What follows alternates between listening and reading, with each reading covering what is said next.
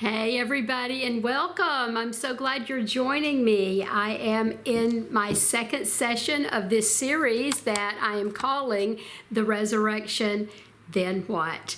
And today we're going to be looking at Jesus and his interactions with Peter. But let's back up to what we discussed last week so that we can remind ourselves of what Jesus did on Resurrection Day. So you'll recall that the first thing he did was he encountered Mary Magdalene. Mary Magdalene went to the tomb, and there she saw Jesus. He called her name, and she recognized him. And Jesus sent her on a mission to get Peter and John and tell them. And so Peter and John came and saw that the tomb was empty. And then we find out the other women had been there, and they had seen that Jesus was missing from the tomb and went back and reported to the other disciples. Well, a few hours later, Jesus meets two people who were traveling on the road between Jerusalem to Emmaus. Well, it was Cleopas and an unnamed person. Perhaps it was Mary, his wife. We do not know. Anyway, they were very sad, and Jesus said, "Hey, what are you so sad about?" And they told him, and then he said, let's think about this. Do you remember all of this was prophecy in the scriptures? And he went through the scriptures and told them what it said about Jesus. They did not know it was Jesus they were talking with, not until they ate with him that afternoon. Fast forward a few more hours, and then we find that Jesus is meeting with the other disciples, except for Thomas, who's not there, and they are huddled up in a room, fearing their lives. Jesus appears and tells them peace. And it was a peace that would pass their own understanding. And so Jesus then goes over the prophecy with them and tells them what they could have expected. This was real, and he shows them his hands and his feet. He's doing this to convince them that he has risen from the dead. Then we don't know what happens in the next week, but on day 8, Jesus appears before Thomas and plays out the same scene.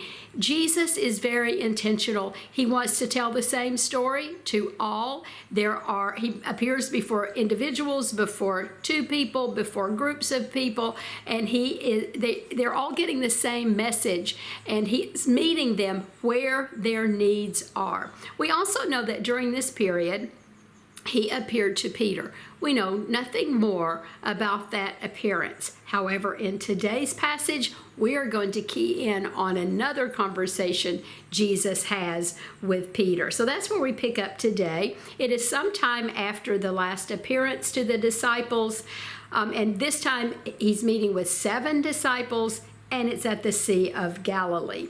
These men have been fishing in a boat all night long without a catch, and Jesus sees them the next morning. And I want to dig into this because not only is he going to make this appearance to the disciples, but he's going to take Peter aside, and we're going to see how Peter moves through his faith and goes from Peter the denier to Peter the committed to serving Jesus. So let's take a look at that. They have gone to Galilee now, and this is where Jesus had told them to go. They had gotten word that Jesus said, "I will appear to you in Galilee." And so this is where they are. I'm reading from John chapter 21. Verse 1, later Jesus appeared again to the disciples beside the Sea of Galilee. This is how it happened. Several of the disciples were there, and then this is the list: Simon Peter, Thomas, nicknamed the twin, Nathanael from Cana in Galilee, the sons of Zebedee, and 2 other disciples. So they're all gathered there at Galilee at the sea, and here is what Peter said: "I'm going fishing." I love this. Peter had been a professional fisherman before Jesus called him to follow him. And so he knew what he was doing when he went out fishing. And so it's very like him to say, "Gone fishing." Well, here's what the others said: "We'll come too." And so they went out in the boat, but they caught nothing all night. I find that so interesting because these were professional fishermen. What was this about? They all of a sudden couldn't catch fish? Well, maybe here's why. Verse 4, at dawn, Jesus was standing on the beach, but the disciples couldn't see who he was. He called out, fellas, have you caught any fish? I just imagine those hands are folded and he is kind of leaning back and says, got anything? And no, they replied. Now, they did not know that this is Jesus. Then he said, throw out your net on the right-hand side of the boat and you'll get some. Now, let's remember that Jesus wasn't a fisherman. He was a carpenter. These were pros, but this stranger on the shore has all of a sudden said, throw your net on the other side. So they did, and they couldn't haul in the net because there were so many fish in it. Then the disciple Jesus loved, now remember this is being written by John, and John is the disciple that Jesus loved, self-named, and I think everybody knew it. But he said to Peter, it's the Lord. So John recognizes Jesus first. When Simon Peter heard that it was the Lord, he put on his tunic, for he had stripped for work, jumped into the water, and headed to shore. So John recognizes it's Jesus, but Peter's the one that goes into action. Remember back at the tomb when Peter and John they raced to get to the tomb. John was faster and got there first, but he stopped at the door and Peter dashes past him and goes on in to the tomb. Peter is all about the action, isn't he? So Peter was excited and he jumped out of the boat and swam to shore to meet Jesus. Verse 8 tells us, the others stayed with the boat and pulled the loaded net to the shore, for they were only about 100 yards from shore. When they got there, they found breakfast waiting for them, fish cooking over a charcoal fire and some bread. See, Jesus had been watching and waiting. I love to contemplate that. He watched them all night long.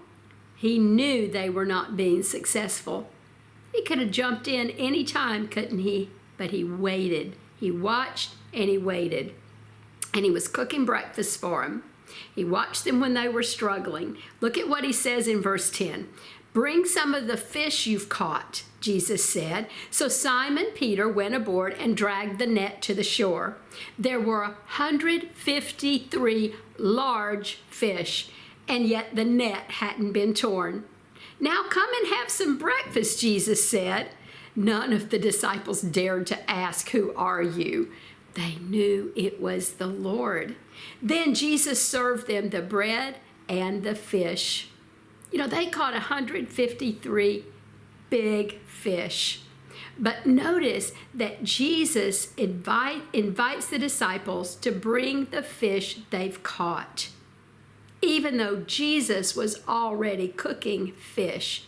This is such a beautiful way that God works with us. He takes what we have. He takes what we have gained or gathered. He takes our own tools, our own resources, and who we are. He takes them and he asks us to take those to him, give them to him, and let him use it. Because he wants us to cooperate with his plan. He wants us to come alongside him and go forward with him with his great plan. You know what I find so interesting is looking at the stories of miracles to see how Jesus was able to use human effort. See, the scripture tells us we are co-laborers with him. We work with him. We are co-workers. And so he wants us to collaborate and cooperate with him in his plan. He invites us to do that. He wants us to be a part of his mission. Well, there they are on shore for breakfast with all that fish, and Jesus was the cook. Well, if Christ was watching them all night long, why didn't he speak up sooner?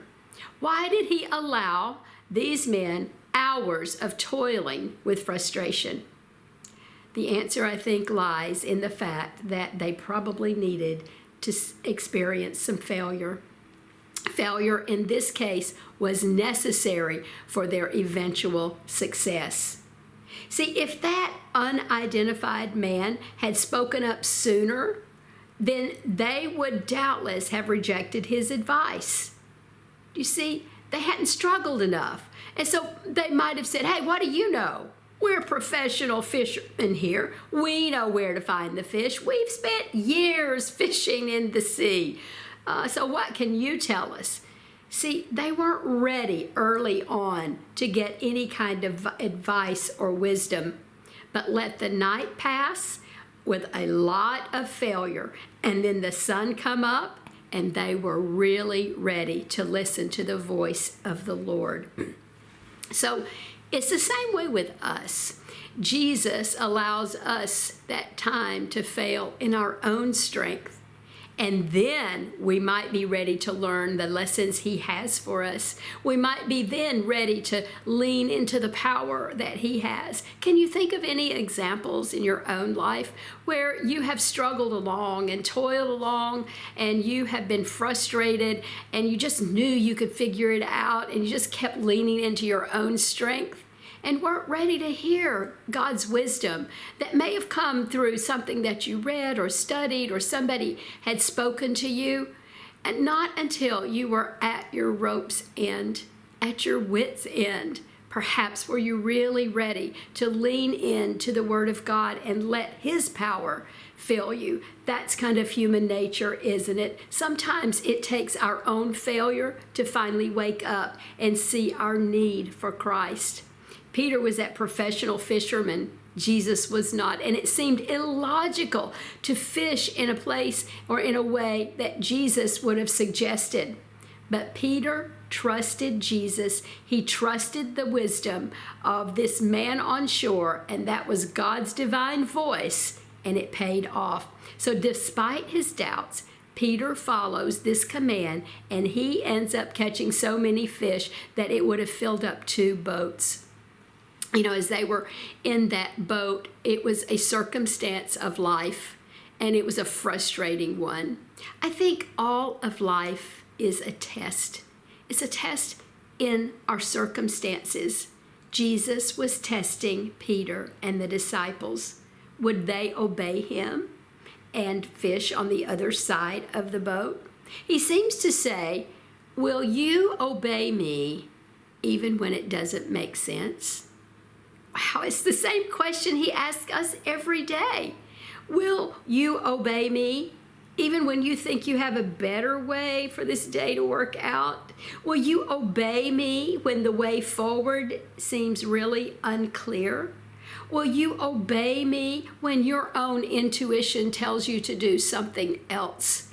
Will you obey me even when you have failed on your own? He asks us that all the time, every day. Will you trust me today with the plan I have for your life? Let's think about that in the days to come and the weeks to come when we are mired down with duties and responsibilities, or we're frustrated and we're weary and we're worn. I wonder how long it's going to take us to turn over our will to His will. You know, those disciples had to wait it out for a full night. I hope I'm going to be more willing earlier on to turn over my situations and my frustrations to the Lord. After breakfast was over, then Peter and Jesus took a walk together. This is the part of the story that we might be most familiar with. Scripture tells us in verse 15, after breakfast, Jesus asked Simon Peter, Simon, son of John, do you love me more than these? Yes, Lord, Peter replied. You know I love you. Then feed my lambs, Jesus said. You see, it's one thing to say we love, and it's another to actually do something. The Greek word here for love is the word agape, and it implies this sacrificial love. And so Jesus is saying to him, if you really love me, then you're going to sacrifice yourself so that you can feed my lambs. Well, who are the lambs? Well, the lambs are the people. The lambs of God are the people. The lambs are us. And so he's saying, Peter, you need to go out and feed my people. Take care of them. Well, verse 16 says, Jesus repeated the question. Simon, son of John, do you love me? Yes, Lord, Peter said. You know I love you. Then, listen to what Jesus said. Take care of my sheep. Jesus uses the word agape again. And this time he says, not just feed them, but take care of them. Serve my people. And then a third time he asked, Simon, son of God, Simon, son of John, do you love me? Well, at this point, Peter was hurt that Jesus asked the question a third time. He said, Lord, you know everything. You know that I love you. And Jesus said, then feed my sheep. Do you see the responsibility that comes with love? That's the point that Jesus was making. Peter was broken on this third time. Jesus changed the word. The Greek word for this love was phileo, and that means brotherly love. He's saying, Peter, are you really my friend? Are you truly my friend? Peter was learning from Jesus through these questions that he had to identify who he really is. Who are you? Which kind of love do you have for me? And with each answer, Jesus tells Peter that he needs to love and he needs to serve. And behind that, behind those answers, lie these two great commandments that Jesus gave us. And it is to love God and to love others. And if we love God, if we truly love him, and we love him because of his own love and his grace and his mercy toward us, then we are going to serve others. And in doing so, that is loving other people. Well, it took 3 times to get this message to Peter. 3 times before he was saddened and broken. Why 3? Because Peter had denied him 3 times. And then another thing to note here, this was done publicly. Why did he do it in front of others? Because Peter had denied Jesus publicly. And there needed to be witnesses. Others needed to see that Peter was openly declaring his love for Christ instead of denying Christ. And without hearing those words, there would have been doubts. From then on, Jesus knew the importance of having witnesses. See, this whole time after the resurrection, these 40 days were all about eyewitnesses, making sure others knew the truth. So he was not only reminding Peter of the 3 times he had denied him, but he was also doing something else. He was teaching Peter that he could be forgiven. Peter was being forgiven in this scenario. And what we learn here is that this forgiveness came to Peter, not through Peter doing anything about telling his feelings or being in an emotional state. It was just Jesus extending that forgiveness first and getting from Peter how he truly felt. And what happened here is that we saw that Peter went from this boastful, proud man who was in the upper room before the crucifixion to now this humble man who let go of his pride and said, I do love you and I am going to serve you. This must have been painful for Peter to do this, to go through this process. He was becoming the man that Jesus wanted him to be. And Jesus is allowing him now to get rid of any guilt or shame because this is done openly in front of others. I think this next part is kind of a wow factor for me. Jesus and Peter had 2 conversations that where Peter is involved around a charcoal fire. The first one was found in John 18, verse 18, and that's the charcoal fire in the courtyard where Peter denied Christ. And this is the second one where Peter expresses his love and commitment to Christ. So by one fire, Peter says, I don't know him. By the second fire, he says, Lord, you know I love you. And then by the first fire, he denied Christ. And by the second fire, he is restored to Christ. Now let's think about what Christ did not do in this scene. He doesn't try to make Peter feel guilty. He does not humiliate him publicly. He doesn't ask these questions. Are you sorry for what you did? Tell me what you did. Go ahead, call it all out. He doesn't make Peter promise that he's going to do better. He just asks a question. Do you love me? And if you love me, then this is how it's going to look.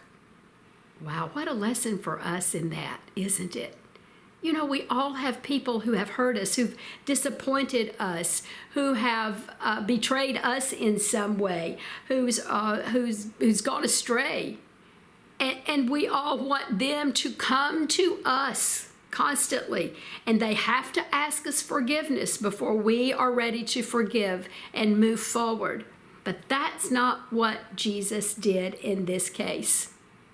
What he did was he went to Peter, and he had somebody who had hurt him, and he looked him in the face, and he asked him for a commitment. And so, are we able to do that? Are we able to go into the face of someone who has hurt us? And if not, are we able to forgive them anyway? This is a message for us. It's an important part of this story.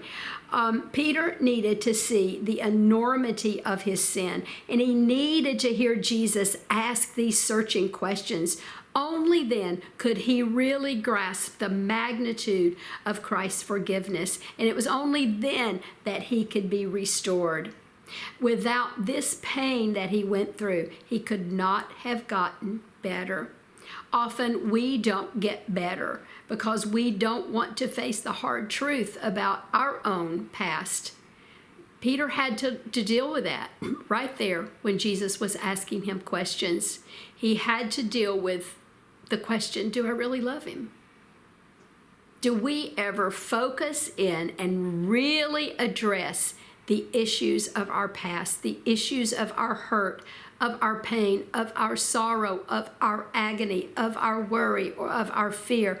That's what Jesus says we need to do. We need to face it head on. It is not until we dig into that pain and that agony and understand where it came from and give it up and completely surrender that we can move forward.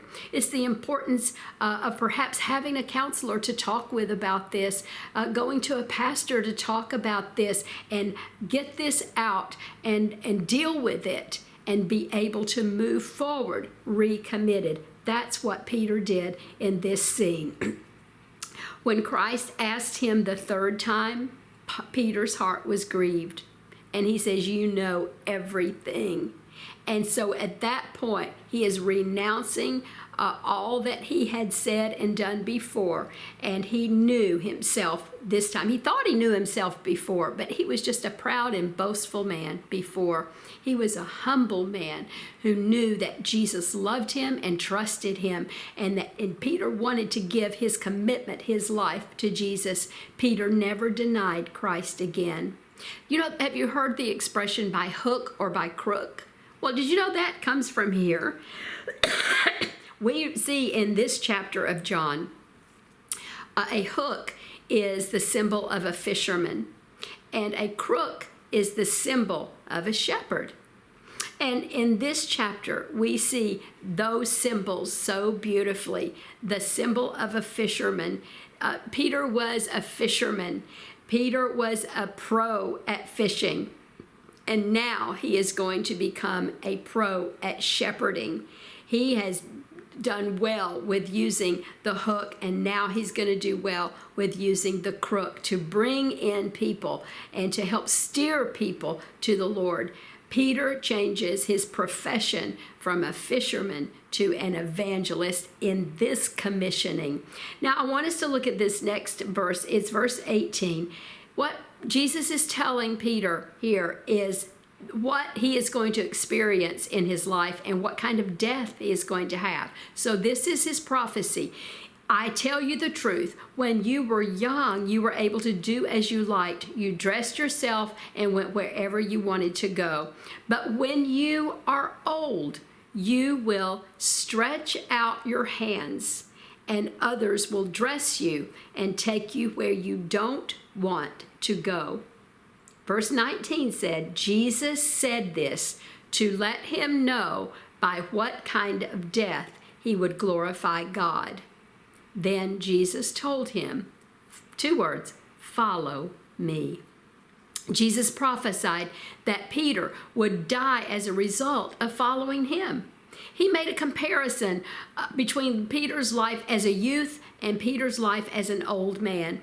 And he says Peter will die a martyr's death. And when he says you will stretch out your hands, he's referring to a crucifixion. Early church tradition says that Peter was crucified upside down in Rome because he said he was not worthy to be crucified in the same manner as Christ. Although Peter failed in the past, in the end, he is going to glorify God in his death. And the early historians tell us that Peter was faithful to Christ throughout his life and even in his death. So we come to the end of this passage, and I want us to see what Christ does with failure. He redeems it. Peter turned around and saw behind him the disciple Jesus loved. Again, John reminds us that he's the one Jesus loved. The one who had leaned over to Jesus during supper and asked, Lord, who will you betray? And who will betray you? And Peter asked Jesus. So John's behind him, and so Peter cannot help himself. He knows what his death is going to be, and now he says, what about him, Lord? And so Peter sees John and wants to know what's to become of him. Have you ever compared yourself to somebody else and wonder what's going to become of them? Well, that's what Peter is doing. Would you want to know your own death? I mean, I don't know that that was such a wonderful moment for Peter to hear how he's going to die, but he did know that he was going to be a martyr for Christ. Would you want to know the future of someone else? Well, here's what Jesus said to Peter. If I want him to remain alive until I return, what is that to you? As for you, follow me. In other words, Jesus said, it's none of your beeswax. Jesus says, you don't have to worry about what others are doing. Be faithful to what God's given you to do. And he's going to put it together for everybody else. You know, in a symphony orchestra, a violinist does not go around checking what the trombonist is playing. And an oboist doesn't worry about whether a trumpeter is going to get his cue and come in on time. That is the business of the conductor. These people in an orchestra play their parts, and the conductor puts it all together. Jesus wants us to know that message too. Our eternal Father is going to put all the pieces together. We just need to play our part. Well, what happened is the rumor began to spread in the community of believers that the disciples that this disciple wouldn't die, but that isn't what Jesus said at all. He said only, if I want him to remain alive and return, what's that up to you?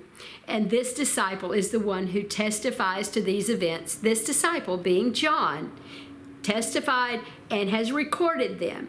And we know that his account of all these things is accurate. Jesus did many other things. And if they were all to be written down, he says, I think the whole world couldn't contain the books of what has been written. And that's how John ends his book. See, what Jesus has done is he has put his plan in to build the church. He has extended forgiveness to a man who has denied him and played a role in his crucifixion. It's a big act of forgiveness.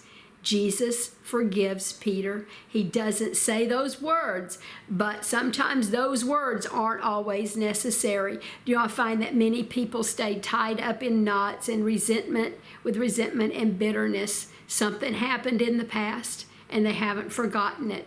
And each of us has people who have done that to us, who have hurt us. They've spoken unkind words. and they've acted as Peter did in denying us. We all have a Simon Peter in our lives. The question is, what are we going to do about it? Jesus says the way that we love him is to forgive others and to serve him.